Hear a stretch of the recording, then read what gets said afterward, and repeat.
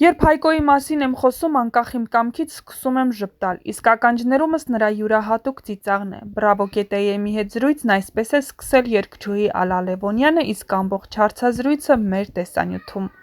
Հեռավոր 90-ական թվականներն էին, նոր էին ընդունվել երգի պետական թատրոն։ Հենց թատրոնում էլ ծանոթացել ենք։ 4 երգերս, որոնք դարձան իմ այցեքարտը, Հայաստան-Երևան սպարապետ մոկած հարսն էր, գործիքավորել է Հայկոն։ Երգի հաջողության կեսը կախված է գործիքավորումից։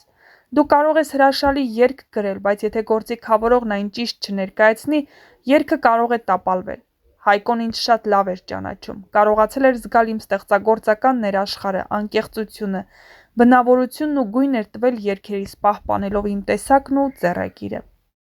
Մոկած հարսներ երգի մասին եմ ուզում պատմել։ Մեր վարպետները միշտ ասում են, որ ժողովրդական երգերը չփոխենք, երիտասարդներն էլ այդպես չեն ցանկանում լսել։ Մտածում էինք ինչպես անենք, որ չխախտենք օրենքը, բայց նաև առաջադեմ ներկայացնենք։ Ասացի Հայկո, վախենում եմ, որ նոր գործիքավորմամբ հանկարծ երգը չտուժի։ Պատասխանեց Լյոշս, դու երգիր այնպես, ինչպես ուզում ես, մնացածը ես գիտեմ ինչ կանեմ։ Ու մոկած հարսներ երգը Հայկոյի շնորհիվ նոր շունչ ստացավ։ Ասում էր Ալս, Լյոշս ու իր այդ բարձր ծիծաղն ականջներիս մեջ է։ Մի օր ասացի Հայկո, դու գիտես, որ Սերոն իր մեքենայում ունի քո ձայնասկավառակը, եւ ես 2 հոգու։ Պատմեցի, որ երբ մենք մենակ ենք մնում ու ամուսիններով մեր օրն ենք ամփոփում, միշտ լսում ենք իր հավատա հոգուս մեջ արդեն խոսքեր չկան երգը։ Ինչպես միշտ զարմացավ, հետո ամեն անգամ երբ տեսնում էր, քթի տակ ժպտալով ասում էր Լյոշս, Ալս, որ մենակ եք լինում, էլի լսում եք։ Ես իրեն հաճախ եմ երազից տեսնում ու խոսում ենք, զրուցում ենք ու այդ ծիծաղն ու ժպիտն անգամ երազում կա։ Ինձ միշտ ասում էր, ախր Լյոշս, դու բրենդ ես, թանկ կոնյակ, ոնց ասեմ, որ հասկանաս։ Վախ, Հայկո։ Կարևոր ու լուրջ ձեռագիր ուներ, ճաշակ էր թելադրում, երբ երաժիշտ ես ու զուգահեռաբար երգում ես, պատասխանատվությունդ ավելի մեծ է։ Հայկոյի ձեռագիրը մեր երգարվեստում իր ուրույն տեղն ունի, Հայկոն մեր երաժշտական աշխարհում փոփոխություն արեց։ Ինչ-որ մեկին զանգելիս, երբ տեսնում եմ Հայկոյի անունը, ուզում եմ զանգեմ։ Թութուշի համարն էլ մինչև հիմա մոտս է, ես չեմ կարողանում ջնջել։ Ինձ համար Թութուշից հետո երկրորդ մեծ հարվածն էր։ Կորցնելուց հետո սկսում ես այլ կերպ կյանքին նայել։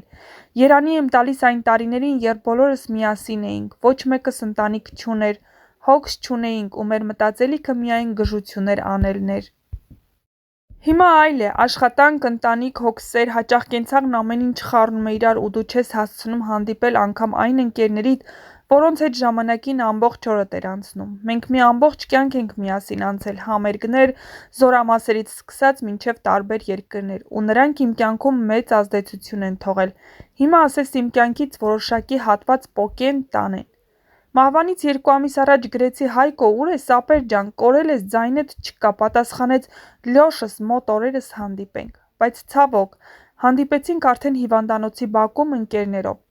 Երբեք չեմ մտածել, որ վատ բան կլինի, կան մարդիկ, որ չես կարող պատկերացնել իրենց հետ նման բան կլինի։ Բեմում շատ զուսպ էր, իր մեջ պահում էր հին Հայկոյին, երբեք շինծու առաջադիմություն չցուցաբերեց, ինքն իր երգերով ներկա էր, անցյալ էր ու ապագա։